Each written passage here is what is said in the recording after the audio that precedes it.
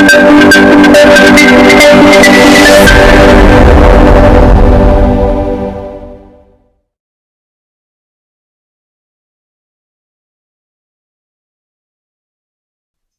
evening, Bhante and Kalyanamita Sukihotu.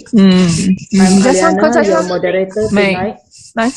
Welcome to Sutta Discussion Day 14 by Bhante Dr. Gangodawila Chandima. Tonight will be the second class of the second topic, which is Ratana Sutta, the second sutta from the total of 10 sutta that have been chosen by Bhante Chandima for this sutta discussion. For those who wish to join the discussion via Zoom class, where we can engage directly with Bhante, kindly contact us on Ti-Ratana Vihara Aman Perdana's Clan Facebook Messenger. The class is still open for the newcomer. However, this class also will be broadcast on the Ti-Ratana Vihara Aman Perdana Clan Facebook page and YouTube channel. Now, I would like to introduce about our speaker. Bhante Dr. Gangodawila Chandima currently is the Senior Advisor at Patisota Canada, a virtual Dharma organization that helps beginners as well as the expert students in learning Dharma in varieties of ways.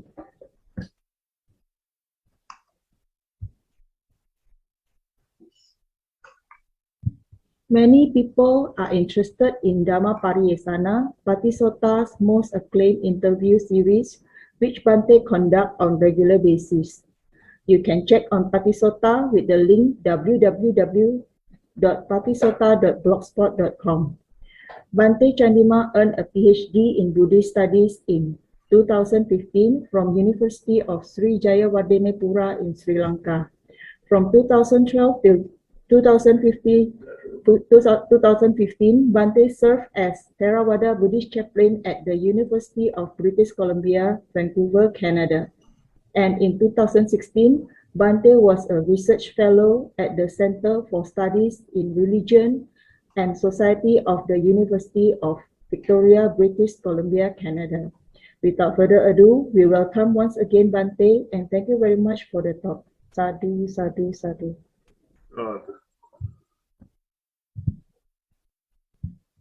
Thank you, Aliana, for the introduction, as always. And thank you, everybody. Good evening, everyone. Good evening. Good evening, Bhante. For facilitating all this. And we have a new face today. Okay. Good evening, Bhante. Good evening. Yeah. So back to our discussion part. I think we've been doing almost 13 days for the sutta. Two suttas actually. We just started Ratana Sutta, which of course all of you know, and all of you very known to this sutta.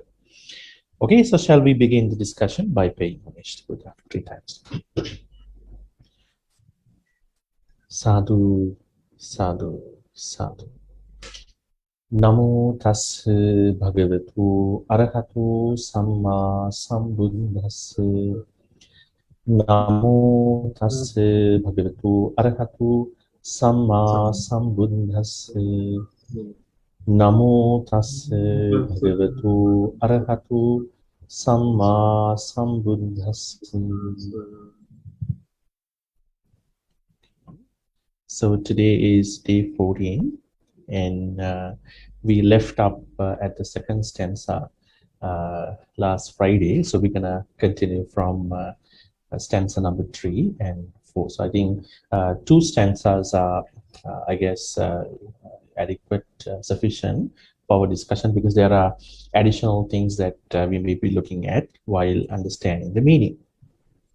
I have a open request to somebody who is there to recite the stanza. So who wants to take this opportunity? Stanza number 3. Verse number 3, Ratana Sutta. Yeah. Go ahead.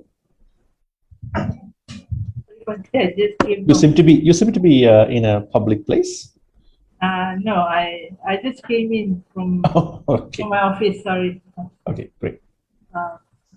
Yam kinchi vitam idava huramva sage suva yam ratanam panitam nano samam ati tathagatena idam buddhe ratanam panitam etena sachena suati hotu. Yeah, great. I mean, it's not that difficult, right? Let me recite too.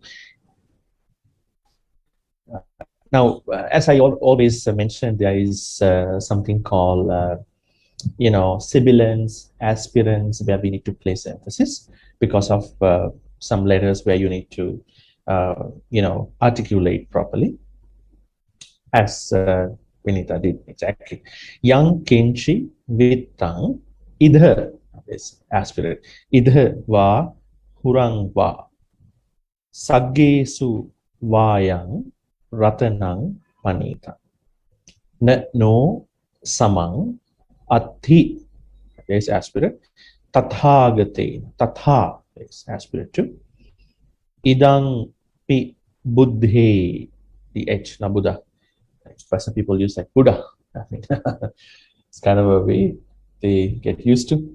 Buddha is Buddha, right? So, idam pi buddhe ratana panita etena sachena suvati. Okay, so let's get into the meaning. Now we can see the meaning, I would say, the word-to-word meaning that is shown in this, what we call the text translation done by this place.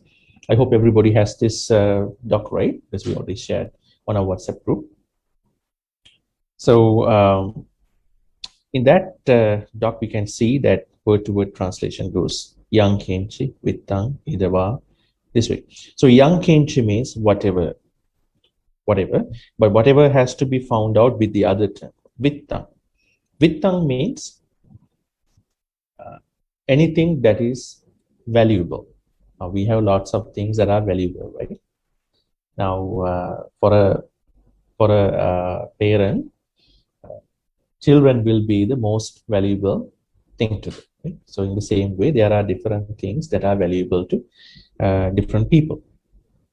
But here it says, Yankinchi Vittam Idava Hurangva. There are two places that are mentioned. Ida means here, Hurangva means beyond. Now, this Buddhist explanation about what we call cosmology is threefold. We call it Sagga, Martya Patala. Sagga means all the good places. Martya means, there's the human world is taken out from the Sagga. And then Patala means woeful places, painful places.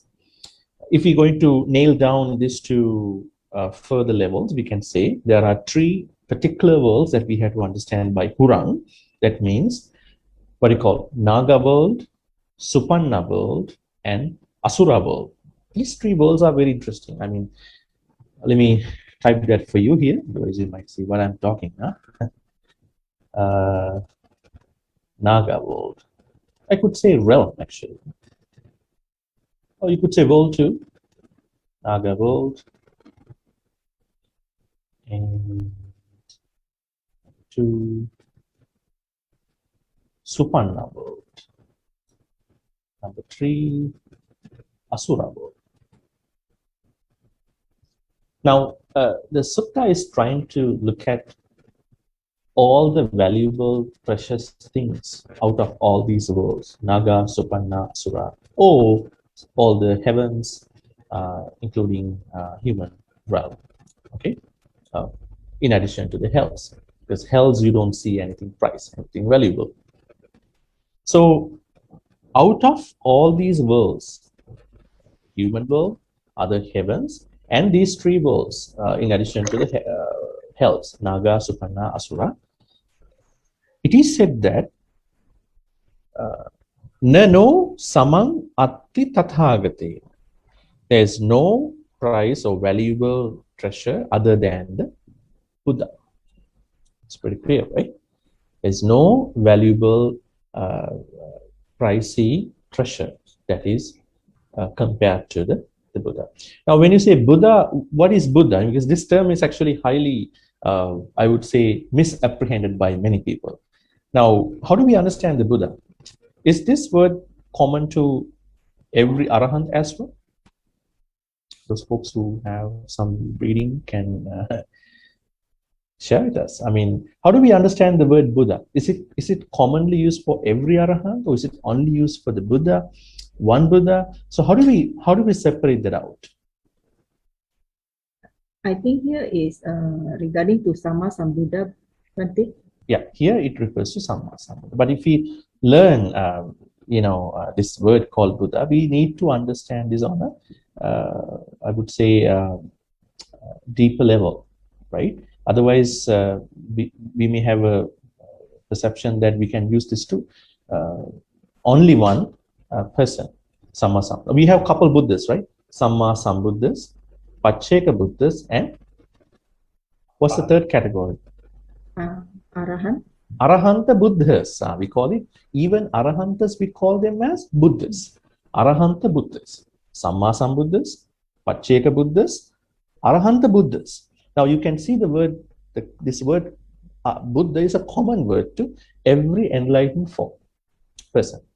But in that you see there is Samma Sambuddha, which means somebody who attains Nibbana by self-understanding the truth.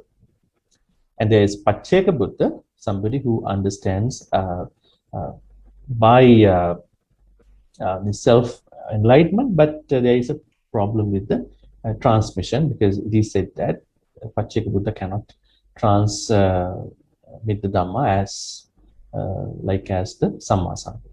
Then the what you call Arahanta Buddhas, different Arahants. Okay, so now we know the word called Buddha. Now let's go back to the places. Now, how do we understand these places? Naga, Supanna, Asura. What do you know about Naga? We had a quick look at the Nagas last time. Naga simply means snake, right? Snake. Do we have any references to Nagas in the life of the Buddha that we already know? There's one story about if I'm not mistaken, Mahamunggalana representing the Buddha to fight. There's a Naga King, right? King, yes. Muchalinda? That's the earliest reference, Muchalinda, right? Muchalinda was a snake, a huge snake, and then he was coiling the Buddha to protect him from this rain, monsoon rain. But that instance is also very good. There was a Naga king, and the Buddha asked Arahant Moggalana to go and then take care. But that is the animal type of Naga. Those two instances are animal types of Nagas. Now here, Naga means not only this what you call animal type of Naga. There is a semi-human form of Naga in Buddhist teachings. Right?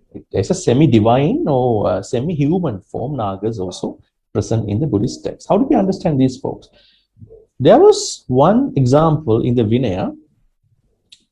Monks ordain a Naga because this Naga can transform into a human. The monks didn't know about this thing. So they ordain this man. Now they think he's a man, but he is not a man, he is a snake. But the problem is when Nagas sleep, they get back to the Naga form, snake form. When they having interaction with other, what you call opposite genders, they get into the Naga form. So although he became a monk, at night when he was sleeping in the other kuti next to the other monk, he became a huge snake, pervading the whole room. The other monk noticed, what is this? Even the tail of the Naga went through the door, and he was crying by looking at this incident. Then they found out this was a Naga. Then Buddha said, never ever ordain a Naga. That's why when a small monk is going to be higher ordained, the senior monks have to ask, are you a Manussa or are you a Naga? They ask. So the Nagas cannot lie, so they have to say, I'm not a Manusa. Then he or she is taken out of the eligibility. So this is one instance how we need to understand it. Now, there are, two types of Nagas. One Nagas living under the earth, and one kind of Nagas living in the watery places. So these folks are really what you call, they are kind of powerful folks, I would say, living in this Naga world. But at the same time, they have an enemy.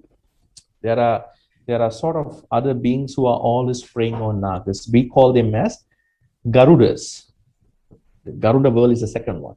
So Garudas, or in other words, we call Supannas, they always prey on the Nagas. They eat Supannas.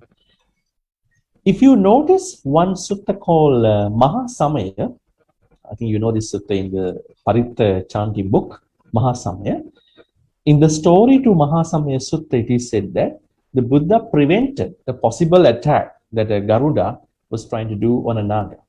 So he helped, because Buddha knows that these folks are always fighting, but it is always Garuda Supannas take the victory at the end. So Naga world, I mean, I'm kind of like sharing with you some additional things. You don't need to think about all this, but just to understand how do we separate out this world, Ida and Hura, right? So they are what we call by Supannas. I want to give you some additional information. I would say here. So the Nagas, and also Supannas, so Garudas. If you can remember the four, what do you call it, heavenly kings. I think I showed you a diagram last Friday, how the Buddhist cosmology spans over, hells, human world, 6 heavens, then 16 Rupa-Avachara Brahma world, and the top lies the Arupa-Avachara, what do you call, the 5, Suddha Vasas, and then you could see also the Arupa-Avachara Brahma worlds too.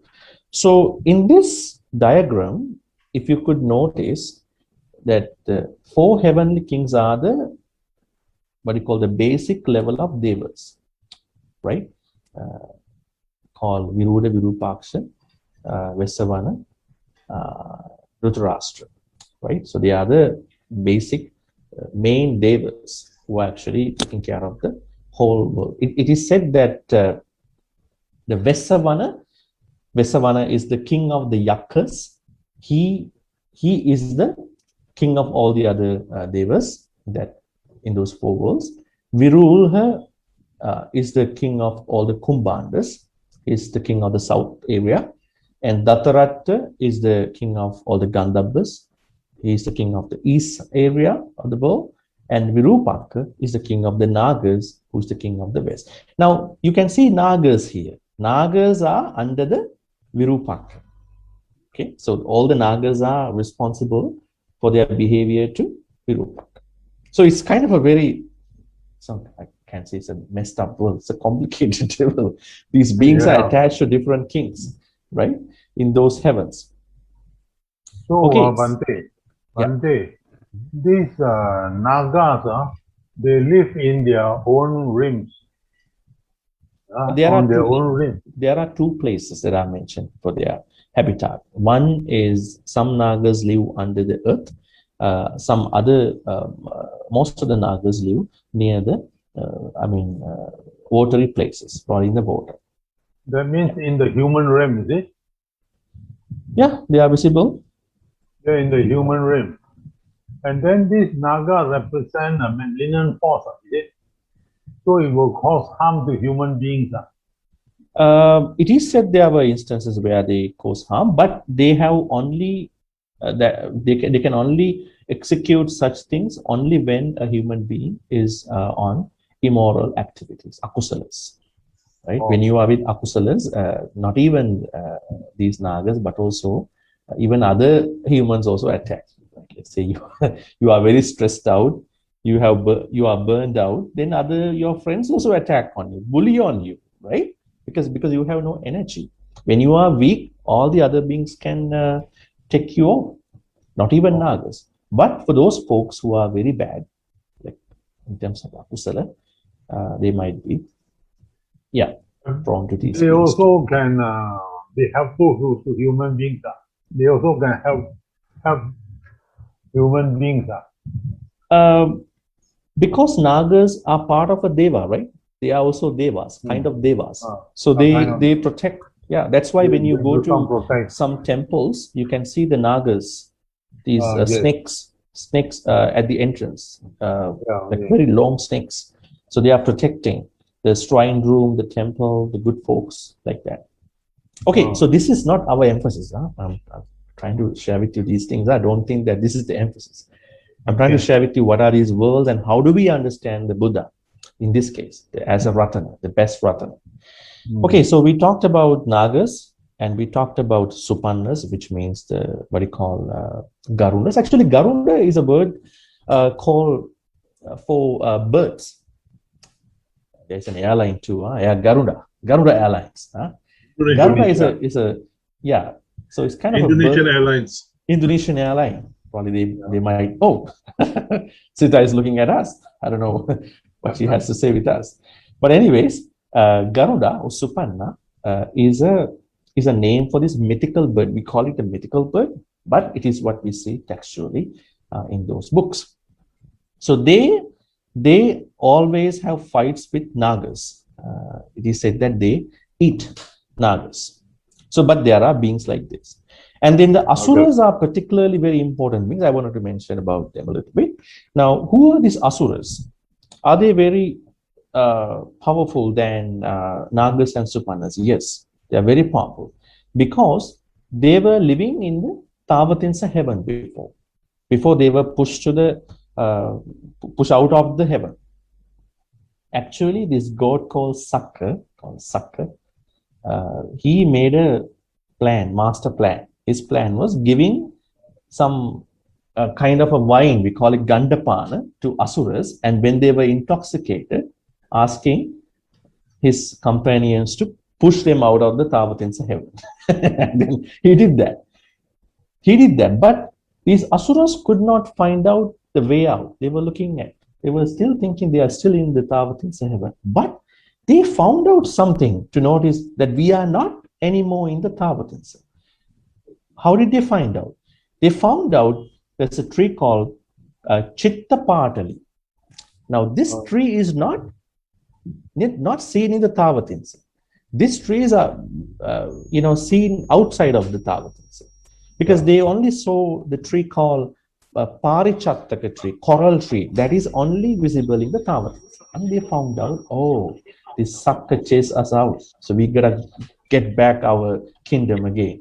So they were trying to make a plan to go back to the Tavatinsa heaven and battle with these devas in the Tavatinsa and get back the victory. So that's how you see there is a fight between the Asura and the Sura Deva in the Dajagga Sutta. Have you ever read that sutta in the Paritta book? Bhante, they say that the tree grows in the root of the tree is grown in the Asura. Sorry? But the fruit is born in the Tavatinsa heaven. The tree, just now you said the tree, roots is grown in the Parichattaka tree is only grown in the Tavatinsa heaven. So what do you call Asuras don't have any other way to locate. They don't have GPS. They only know the tree. If they see the tree, they know they are in the heaven, Tavatinsa heaven. If it is not, they understand we have been chased out of the Tavatins, and they were very angry about this thing. What happened? Because they were made to drink alcohol, wine, and this happened. Anyways, so these Asuras always trying to get back their victory. Now you see this thing in the sutta called Dajagga. I think you all have chanting books. In the chanting book, there's a sutta called Dajagga Sutta. Now in Dajagga Sutta, you see the horrible fights that happen between Suras and Asuras. Sura means the devas in the Tavatinsa, and then these Asuras. Actually, couple times there was the defeat for the Suras. Actually, devas are really worried and scared of the Asuras because they are very powerful. But the problem is they also have some subtle points where they not trying to fulfill their victory. But what we see here is that these Asuras have some connections to the Suras, even the Devas in the Tavatinsa. One very important, incident that happened to one of the gods is the head god, the Sakka. Sakka is just a position. There are many Sakkas time to time. One Sakka married a daughter of an Asura king called Vepachetti. The daughter's name is Suja. So then there was a connection. Now then the Suja came back to Tavatinsa. Then whatever the folks that came after from Asuras. Right? So these are the worlds actually. What you call Naga, Garuda, and then Asura. So out of all these worlds, not even these three, we don't want to take other hells, and then let's take a look at our other heavens and the human world. Out of all these worlds, the Buddha as a precious jewel takes precedence. It is the most important jewel out of all these precious wells that we can notice in these worlds. Nano samang atti tathagati. And I want to ask again this question: why don't we see Buddha here? There is a different word called Tathagata. Why the term Tathagata has been incorporated here, not the Buddha? Very simple question. What is Tathagata? Translate it as world-honored one.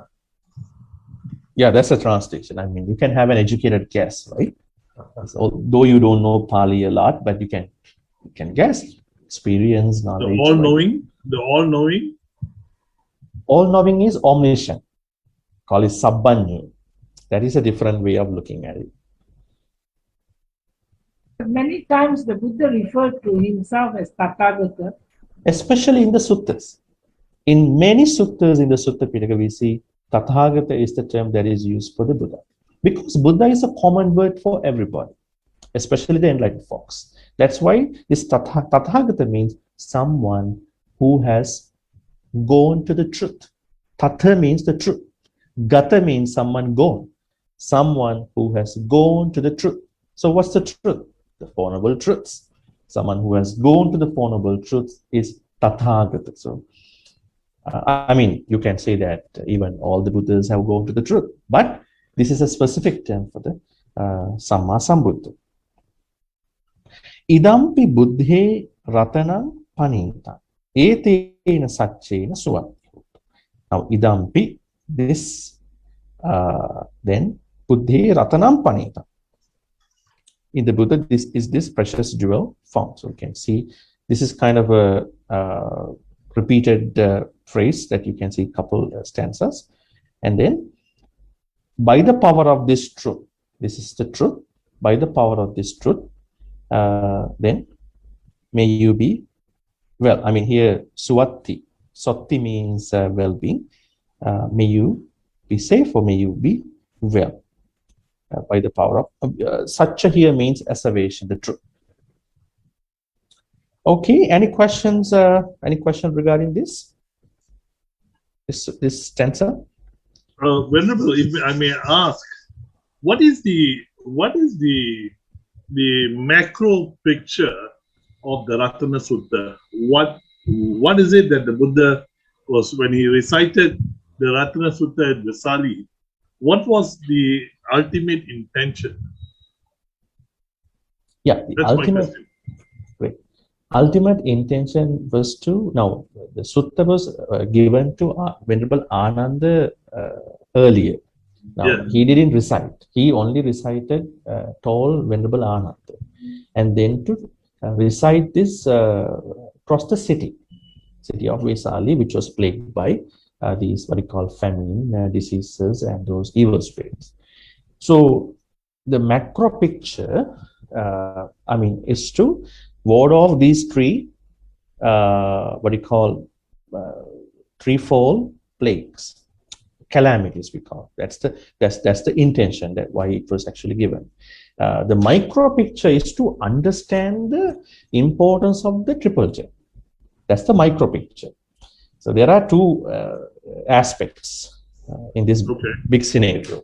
Yeah. So I think because now we don't see what is happening in Vesali, city of Vesali, so we're gonna understand the micro picture here, but it's not micro to us because triple gem has been detailed in this sutta more than the other suttas. I think this could be the most important sutta about how we understand the triple gem.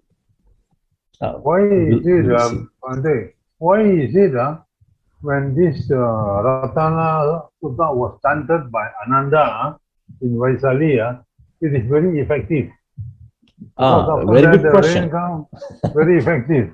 Now you want to chant this question and the COVID-19 never disappeared.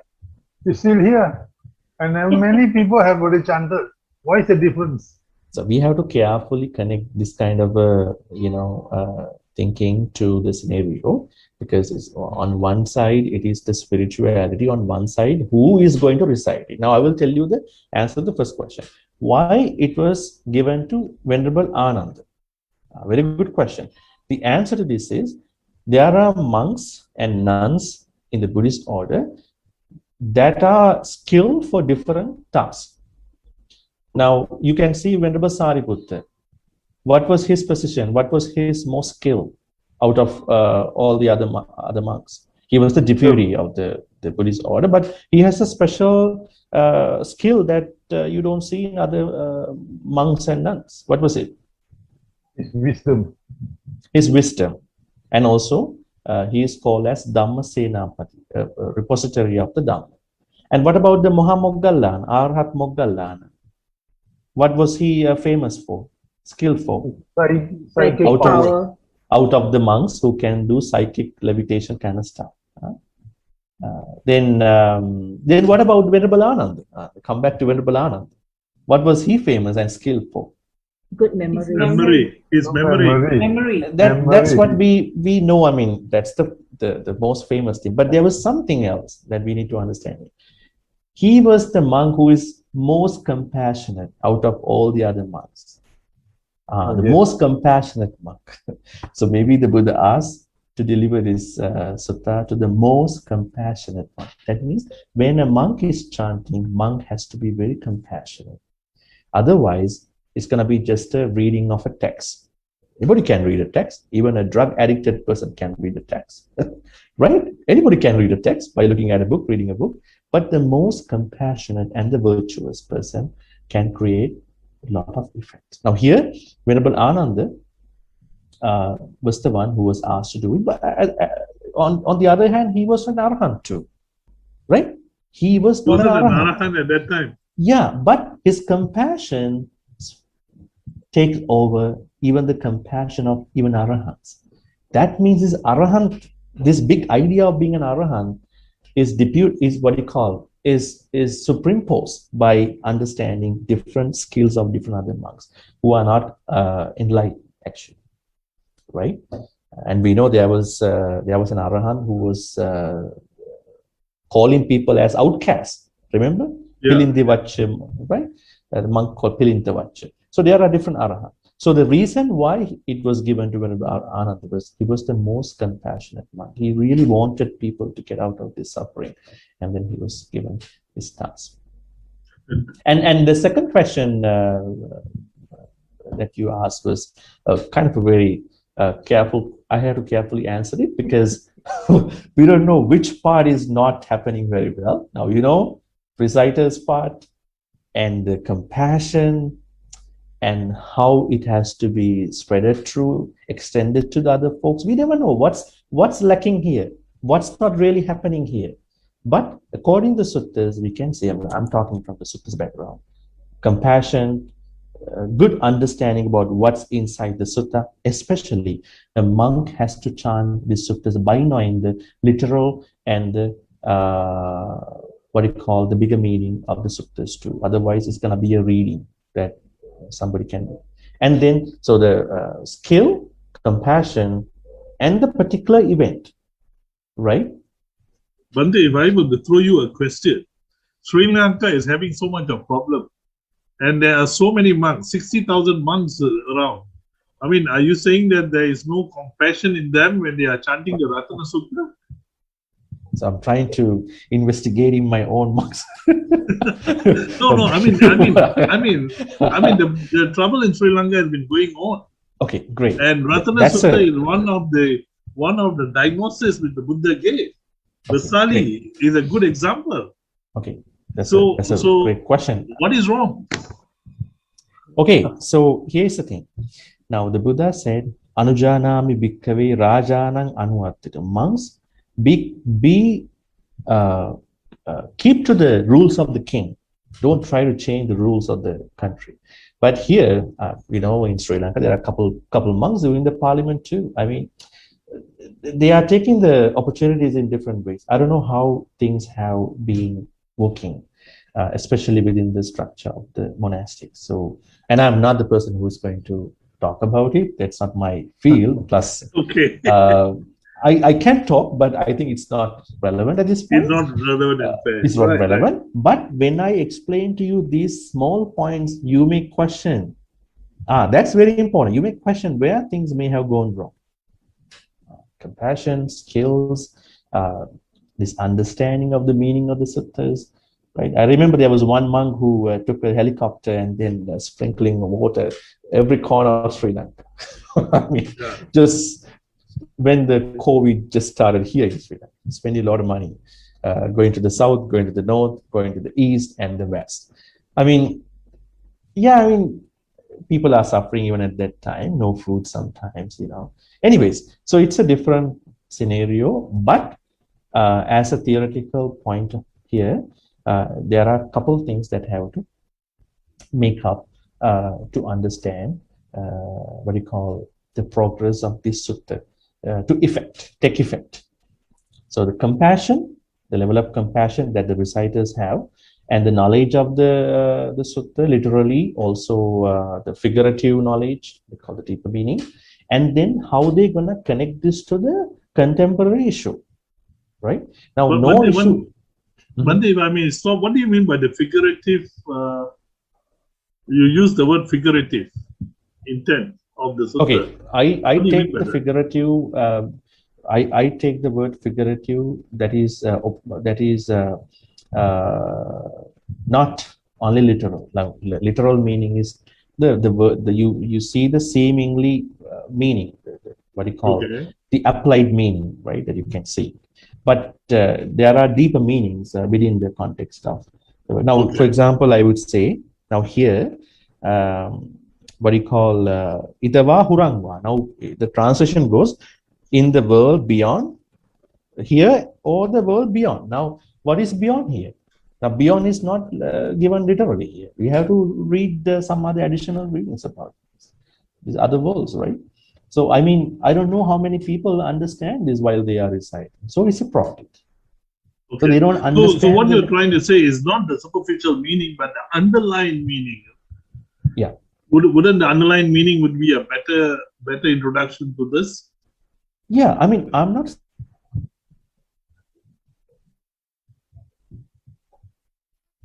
Can I hear you, Bhante? Yeah, if they really know the specific. You hear me? No. How about now? Yeah, Yes. better. Okay. Better, Bhante. Okay, so if somebody or a reciter is to understand the specific figurative, I would say, the specific meaning other than the literal meaning, so he or she can spread the message well. Otherwise, they simply read, probably by memory, probably for a cultural reason, for a purpose. So then I think this purpose might not work. That is what you see. What has gone wrong here? Why Sri Lanka, the this is the place where the oral tradition was textualized, and there were how many monks were here? Even the monks who are going outside of the country, they also come. What has happened here?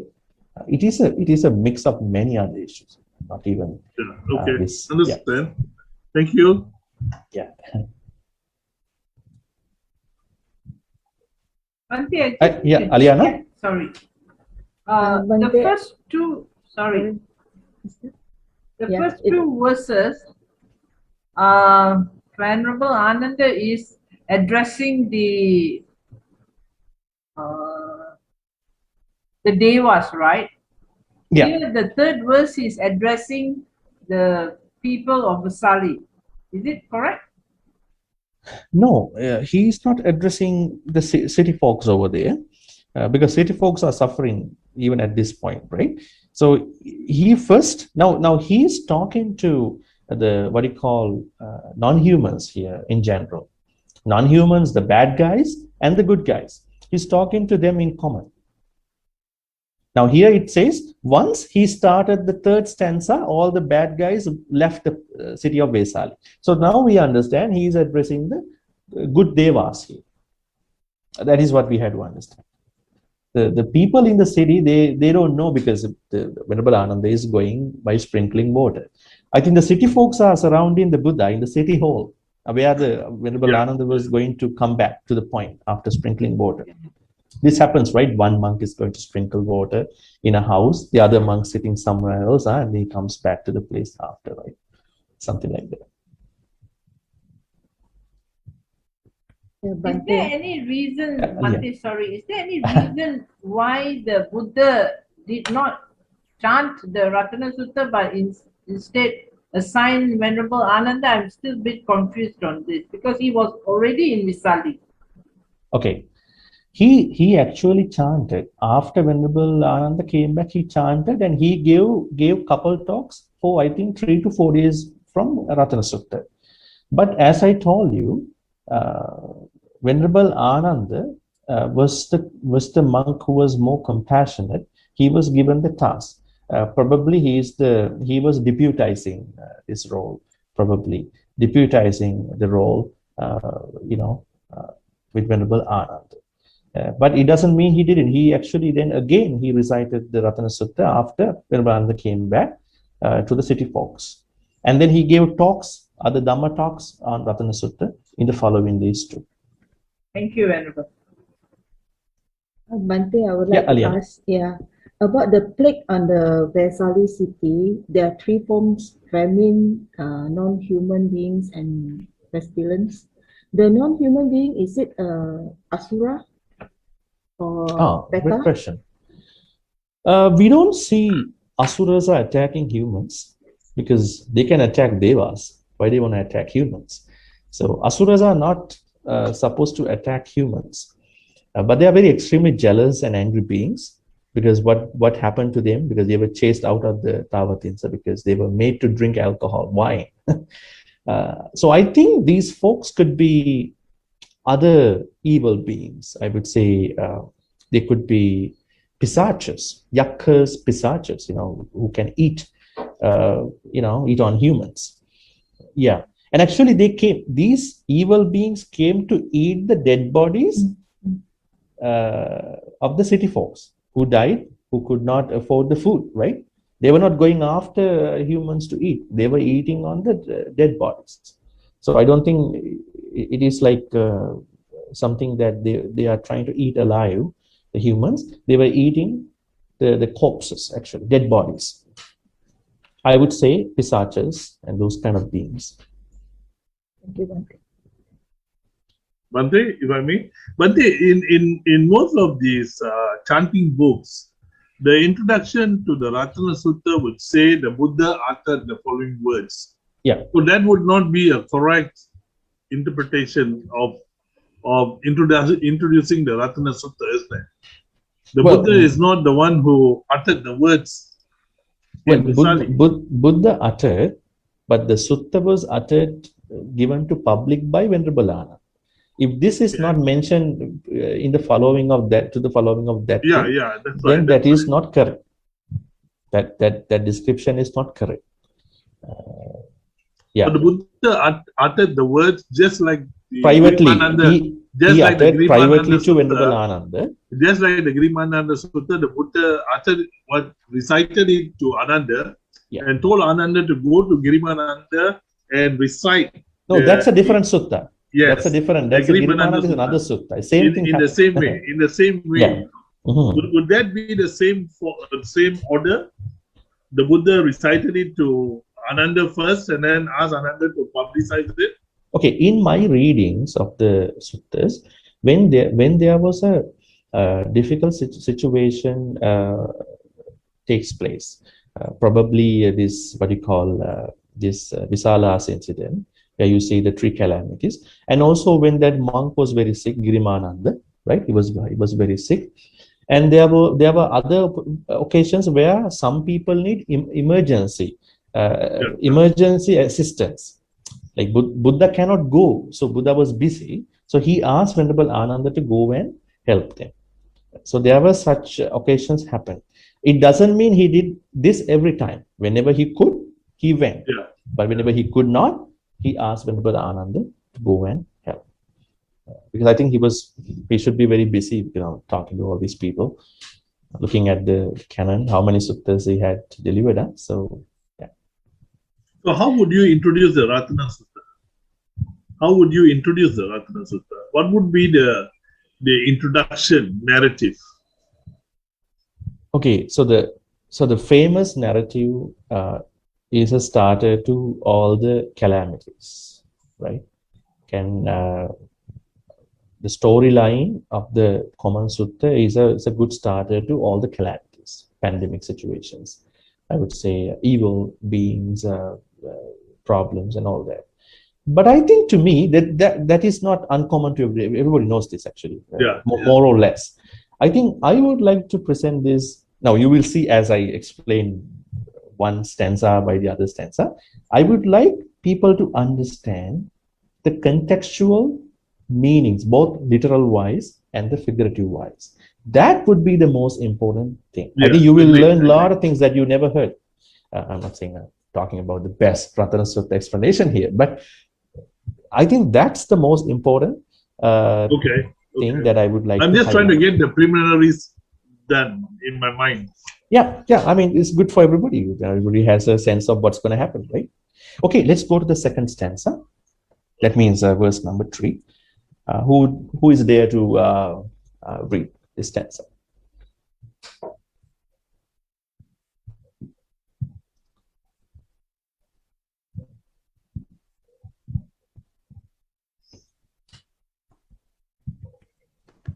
Yeah. Who wants to read? Hema, you want to read? Anybody else? Thank you. Thank you, Bhante. Is it the Kayam Viragam? I think it's going to think be so. Yeah. Verse 4. Kayam Viragam Amatam Panitam Yada Jaga Sakalya Muni Samahido Na Tena Dhamma Nena Samati Kinchi Idampi Damin Ratanam Panitam Edena Sachena Suvati Hotu. Great. Sadhu.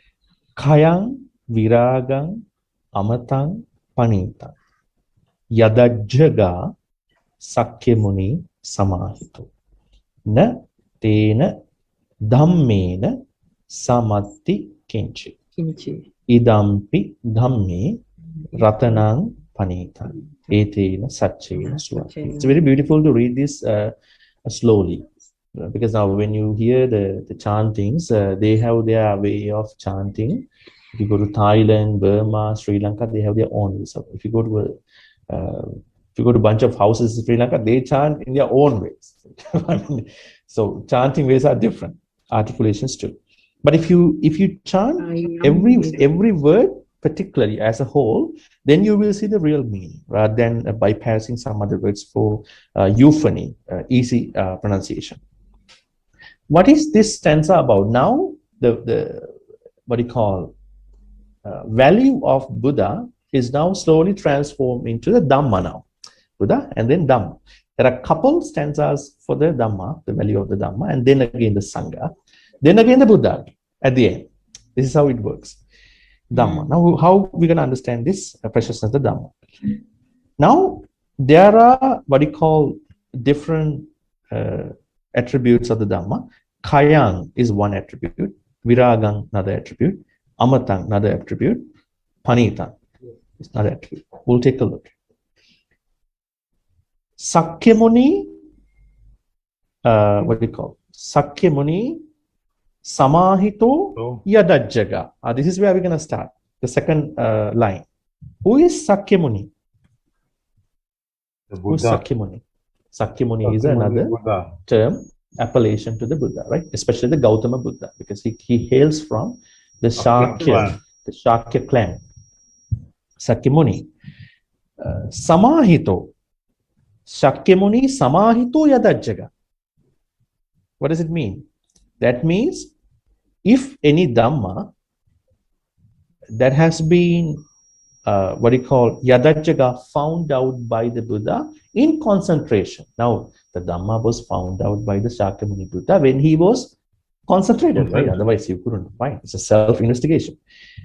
So, how are we going to find the meaning here? Sakyamuni Samahito Yadajjaga. So, if there is any Dhamma that was found out, Ajjaga, by Shakyamuni when he was in concentration. What kind of a Dhamma? Kayang, Viragang, Amatang, Panita. These are the attributes. What kind of Dhamma is that? The Dhamma that talks about cessation. Viraga, the Dhamma that talks about dispassion. Amata, the Dhamma that talks about the deathlessness. How not to die, because we all die. Because we don't know the Dhamma very well. That's why we die.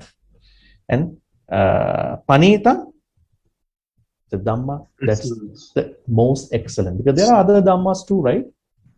Now you understand the first two lines. If there is a Dhamma that was found out by the Shakyamuni Buddha when he was in concentration, which reveals about cessation, dispassion, deathlessness, and excellence.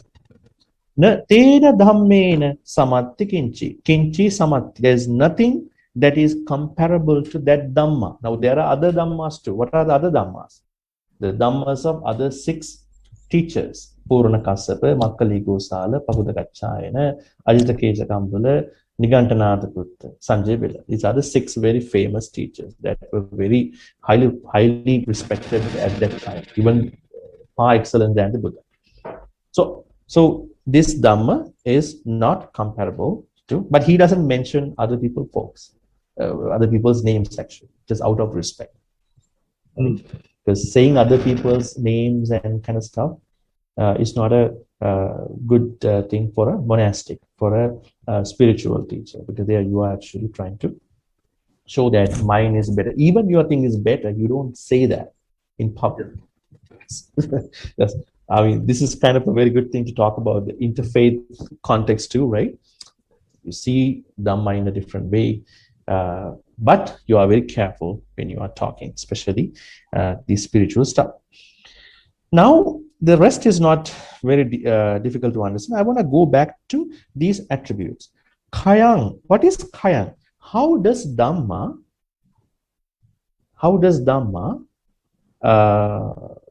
seem to us within a context of cessation? What is Kayang? What is going to be ceased? Anybody wants to have a guess?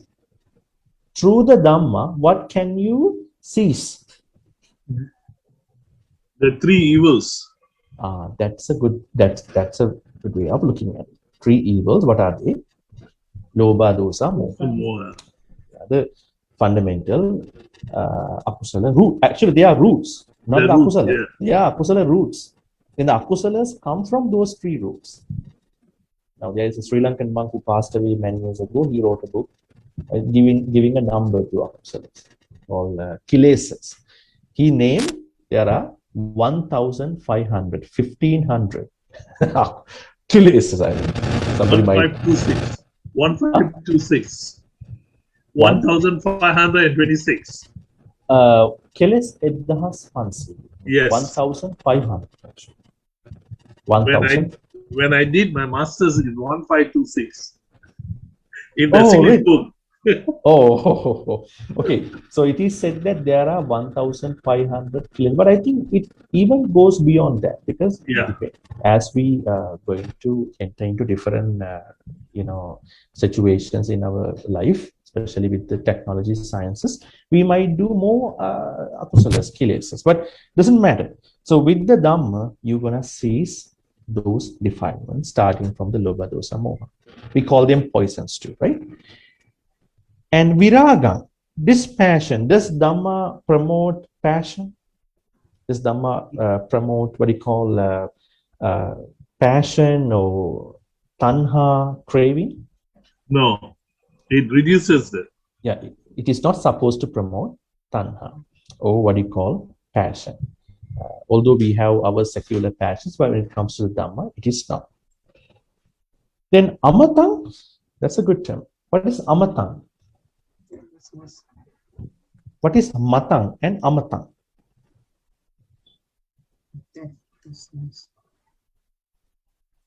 I want you to think about it because I'm always saying Is what is it the mata? Mortal beings and immortal beings. Yeah, mata and amata. Amata, Mata mortal means and immortal. yeah. Mata means what do you call the beings who are motto? going to die. That means death. And amata means the beings who are not gonna die. So actually, the folks who have attained nibbana, have they really died? Now, although the Buddha died conventionally, did he really die? No. No. That is why we still remember him. Right? That's why we still remember. The good people, especially the enlightened beings, we do not forget because they are still in our mind. Even from a spiritual context, they haven't died. I want you to think about a stanza in the Dhammapada for this. This first stanza in the Appamada Vak. Remember that stanza? Second chapter, first stanza. Appamadu amata pada. Remember? Pamadu machuno pada. Appamatta namiyanti ye pamatta yatamata. Now, this stanza is a very important stanza and very, what you call, monumental stanza to many countries. Why? Remember, when King Ashoka was trying to take over all the parts of this Indian peninsula, he came to a point where he killed lots of people and other vessel kings and wounding many 100,000 people. And he was really worried about what he was doing, very remorseful. So he was looking through the window in the palace, and he saw a monk was going, a small monk, a novice monk was actually going through his palace compound. He was very happy about it. He hasn't seen this. He didn't feel the calmness that he experienced through looking at the small monk, how he was actually walking. So he asked, royal armies to bring him to the palace, and then he came, and then he sat on the royal throne because he found out there is no other place for him to sit. Not a good advice to present contemporary monks to sit on a president's prime minister's chair, right? But anyways, what he said this stanza to the king Ashoka. Appamadu, he doesn't know how to preach. He will lend the Dhamma, very small monk, and then he gave this Dhamma. Appamadu amatata. What does it mean? Appamadu, delay.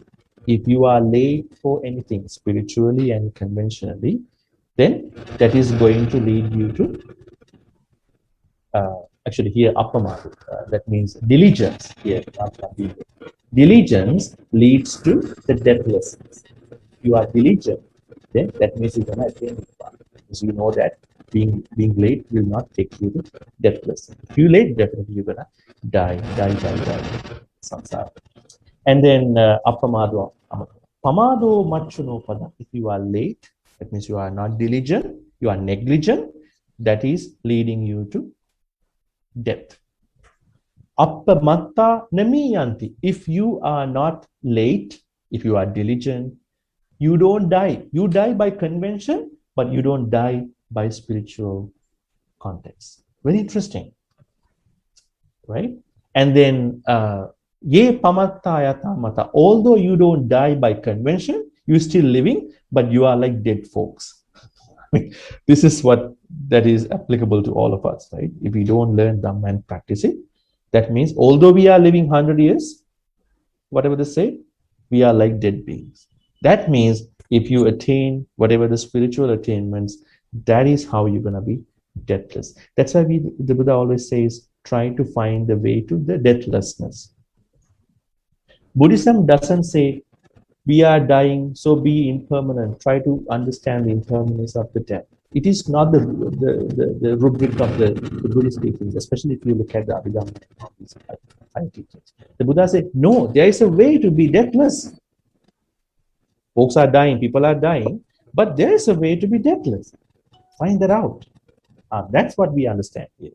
The Dhamma that is, what you call, deathless. That is giving us the deathlessness. We can be immortal. Not in the way how the Devas are going to be immortal. Devas are not immortal beings. They are also die. Anita means the most excellent Dhamma.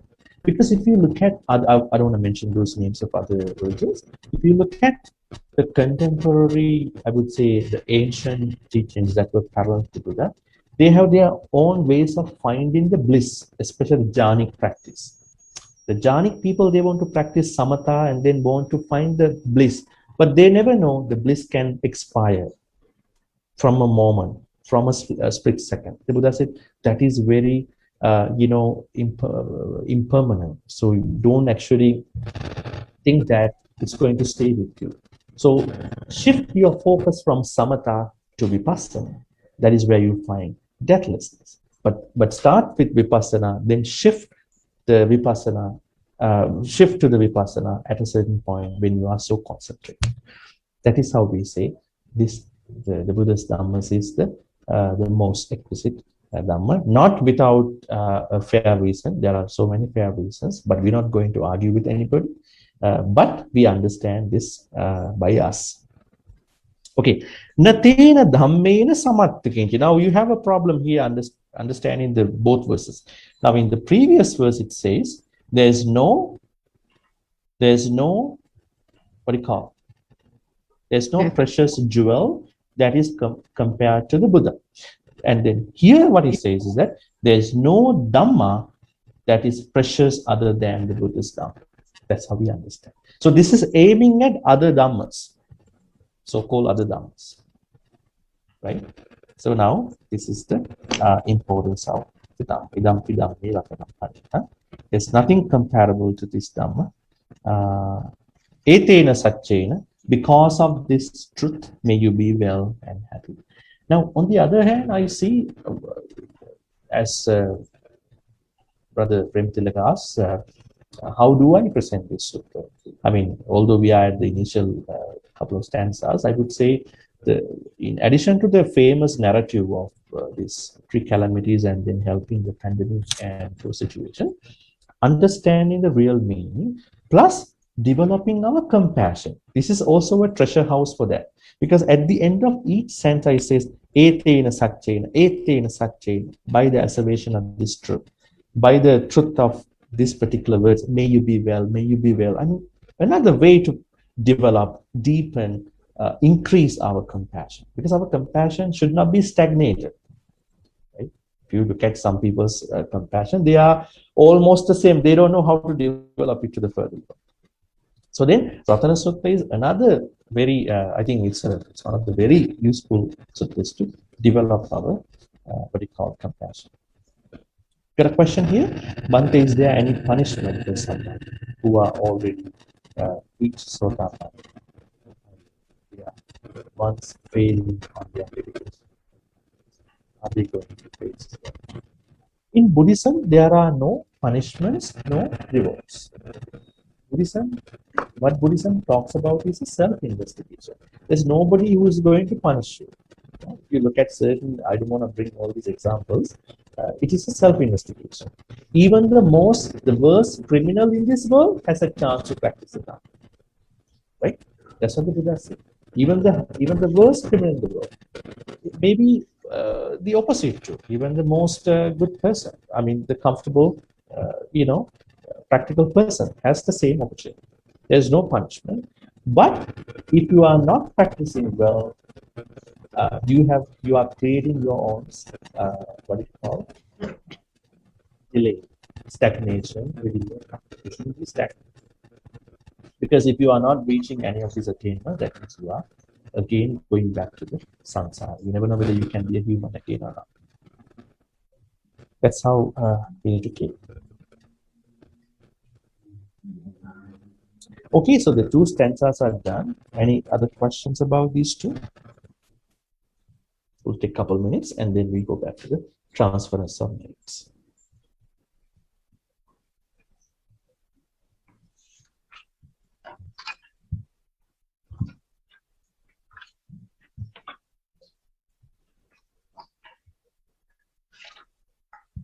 Were the meanings of the two stanzas clear to all of you? Because although you knew in your own way, were you able to find out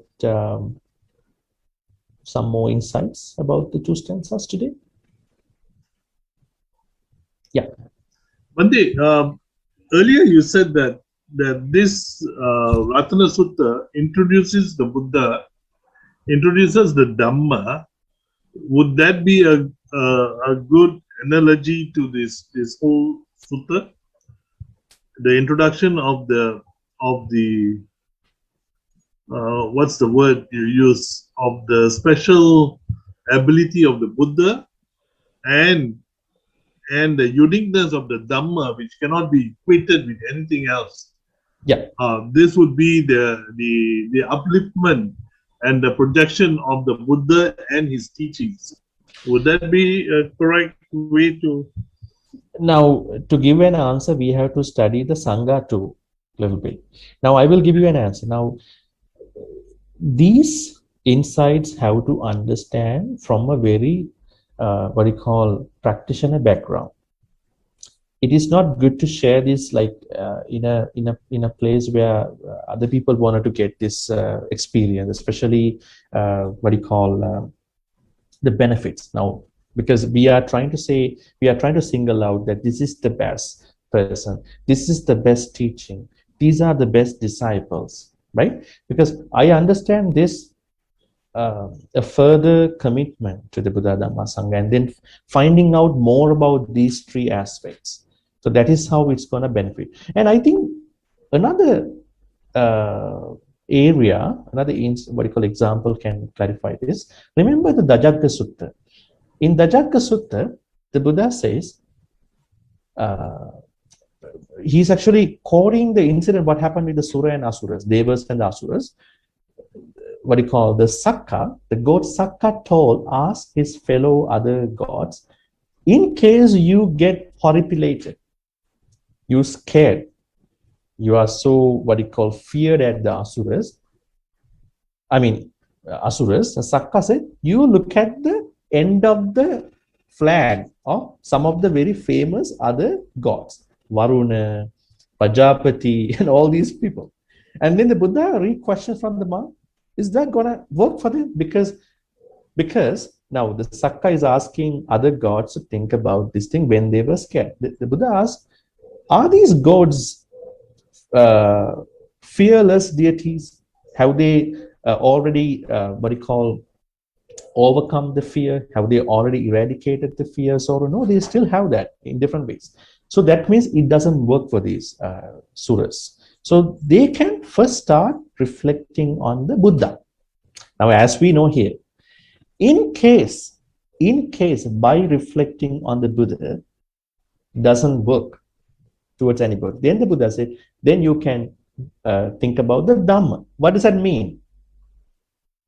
What does that mean? That means in case you try to think about the Buddha, in case you are having a problem, if it doesn't work, you can always go to Dhamma. Preciousness of Dhamma, especially looking at these different aspects. If the Dhamma also doesn't help you to get rid of your fears, you can go to Sangha. Now this process, the Buddha said, when you say Sangha, I am also a part of Sangha. Mm. Now, people don't know this. I will tell you the example. Remember, when Pajapati Gautami, his stepmother, was gonna offer him a rope, she came to offer the rope. And the Buddha said, no, don't offer this to me. The Buddha said to Mahapajapati Gautami, and he said, you offer to the Sangha, then I will also be a participant of the sharing of this thing. You will get more karma by offering this to the Sangha. Now people might question, then why do we offer the Buddha Puja? I mean, okay, that's a cultural practice because Buddha is part of the Sangha, not outside the Sangha. Now that's the answer to your question. The question that you ask is that how do these three things, integrate? Especially these three things integrate from a basic level: Buddha, then Dharma, and Sangha. Sangha means it is infinite. You can't single out that the preciousness of. That's why many stanzas in the Ratana Sutta are about Sangha. You will see that.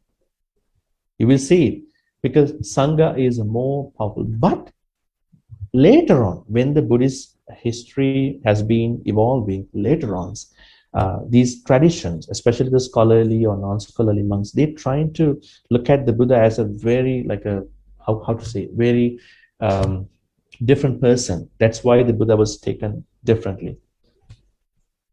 I think that makes sense to your question. Yeah. Thank you, Bhante. Yeah. Any other question? If not, we can go to the transcripts on that. Bhante, I have a question about deathlessness. Actually, every time I see the Thailand Buddhist monk, some of the temple have the already dead Buddhist monk who are still in a very good shape or sitting position or still meditating, and some in the news says that their body is still warm. Are they already achieved what it calls that deathlessness, and where are their soul? Is that is still on this earth, or they are already in the heaven? Why is it can happening like that? It's kind of magic. I will give you a philosophical idea of this teaching. Now, attaining Nibbana has to go through two phenomena. Let's say you want to attain Nibbana, you attain the first phenomena, first level, and then the second level. What are these two levels? What do you call? Kilesa Paranibbana. Let's say you attain Nibbana at this point, then that Nibbana is called Kilesa Paranibbana. You only come to the Nibbana called Kilesa Paranibbana. You only, eradicating the defilement, but your body still is going to work until you die. That means you haven't attained the full enlightenment actually. Let's say 50-50. And then when you die only, because let's say today you're going to be an enlightened person, right? But still you have sicknesses. Your body is prone to sicknesses. Your body is prone to aging, right? You can witness things happening within your body. So that's the second. So in terms of the example you quoted, the reason why the Thai Buddhists, they are very much respecting some of the senior monks, alluding that this monk may have attained Nibbana. Who knows that monk has attained Nibbana?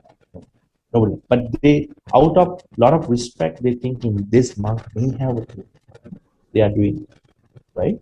But when someone attains Nibbana, that means Kilesa Nibbana, and then the Khandapa Nibbana, the body 5 anchors are also going to continue. There is no attachment, nothing that will continue whatsoever. I don't think that bodies are starting to work that way, unless some other living folks going to do some other preservation stuff to preserve the bodies. So they have no attachment whatsoever. Pretty much culturally practices, but it's okay. It's good for those folks.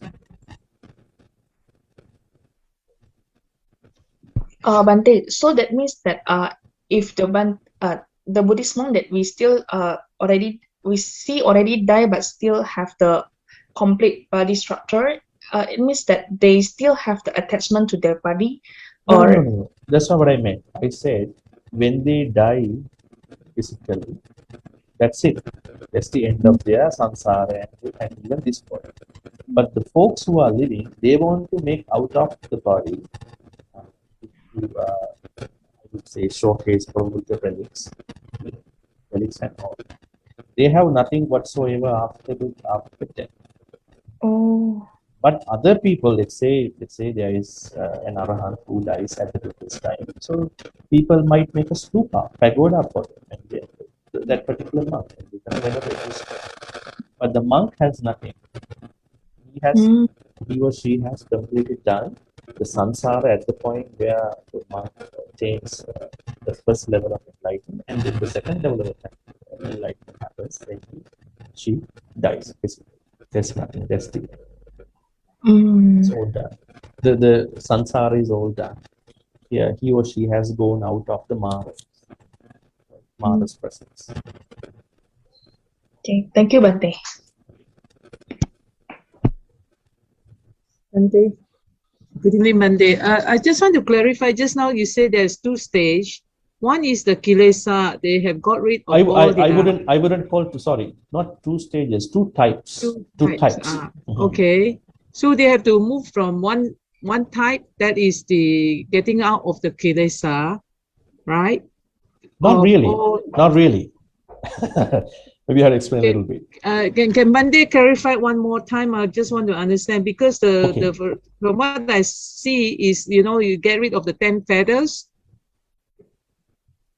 Is 10 feathers one of the factors to be really, towards the enlightenment? They have to gradually let go and let go and let go of all this attachment and bonding. Okay, let's see the reality of someone who is attaining Nibbana in this life. Let's say someone attains Nibbana today, but that person is not gonna die today. Right? He or she is going to live for another 10, 20 years, right? Depending on his, because karmas are still working, all karmas are still working, right? Okay. She's not creating new karma, but all karmas are still working. Okay. So now my point is, as long as the arahant is going to live, the arahant has to face the problems attached to the 5 aggregates. Right? Yes. He gets sick, yes. Aging, frustration, they all are common, right? Although the arahant is very neutral to them. Arahant is very neutral, upekka, yes, she has lots of upekka for that. But still, that visible suffering is there. So only when that person physically dies at a certain point, then she is having the full happiness, full peace. There's no other life to create. That's the thing that I was trying to explain. Okay, that's the end. Yeah. Of the physical form. Yes, 2 forms. And some other arahants, they wanted to know what is this peace like when they die. You know what they're gonna do? Let's say the Buddha also did that actually. Buddha and some other major arahants, they wanted to see, now they attain Nibbana, but they don't know the nature of the happiness that they're gonna have after they die. They wanted to try out that before they die. What they're going to do? They're going to tap into the Nirodha Samapatti. We call it Nirodha Samapatti. That means the 9th jhana, not the 8th jhana, 9th jhana. 9th jhana means they're going to suspend sanya and vedana for a short time, for 7 days. That means our perceptions and feelings can be temporarily stopped for a week. Not more than then they get to know, oh, this is the happiness. And that's why it is said that if you know an arahant who did this for 7 days, if you can give a dana to that arahant, you get more karma. That's a kind of a very beautiful saying. So they want to try out what is this happiness like. Okay, it's getting time. Thank you, Bhante. Yeah. Problem. So let's transfer all the good karmas to the departed relatives and the deities. May all the good karmas that we've been accumulating in all these ways by discussing the Dhamma, especially the 3rd and 4th stanzas of the Ratana Sutta for today, and discussing additional and then what do you call overall ideas, narratives, thoughts about Ratana Sutta. Let's transfer all these good karmas to all the departed relatives who passed away in the name of all of us, especially the departed monks and other relatives who passed away in the name of all of you. May they be well and happy. If they were reborn in a place where they are going through some discomforts, may they be able to use all these good karmas to get back to a comfortable life and then be able to listen to more Dharma and then attain the supreme bliss of Nirvana. Sadhu, sadhu, sadhu. Idami nyati nanghotu sukhita huntu. Idami nyati nanghotu sukhita huntu nyate. Idami nyati nanghotu sukhita huntu nyate. So let's share all the good karmas with the deities, devas, nagas, and all the mahitikas, powerful beings. May those deities and other devas bless all of us, especially the chief reverend and monks, and all the devotees, all of you and your friends, families, everybody, for good health, quality of life, and prosperity, safety. May all the deities and all the powerful beings bless you for everything, at the same time be well and happy, and finally attain the supreme bliss. Sadhu, sadhu, sadhu. Ittavatacha ammehi sambhatang punya sampradang sabbe deva anumodantu sampasampatti sindhya. Ittavatacha ammehi sambhatang punya sampradang sabbe bhuta anumodantu sabbasampatti siddhya. Ittavatacha ammehi sambhatang punya sampradang sabbe satta anumodantu sabbasampatti siddhya. Akasattha cha bummattha deva naga mahindika punyantang anumoditva chirang rakhantu lokasasanam. Akasattha cha bummattha deva naga mahindika punyantang anumoditva chirang rakhantu lokasasanam. Akasattha cha bummattha deva naga mahindika punyantang anumoditva chirang rakhantu mang paranti. Finally, may all the good karmas that we've been accumulating in today's discussion while sharing our Dhamma thoughts, discussing, engaging, and all that, be all supportive, helpful for all of us to attain the supreme bliss of Nirvana in this very life. Sadhu, sadhu, sadhu. I'm going to bless you with a couple more stanzas. Please receive the blessings.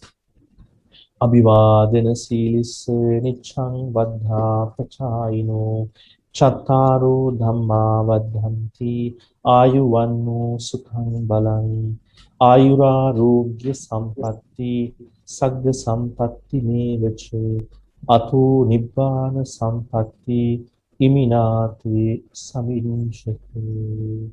By the power of the Buddha, Dhamma, Sangha, may all your sufferings go away, may all your fears go away, may all your sicknesses go away. May you be safe, happy, comfortable, and prosperous at all times. Sadhu.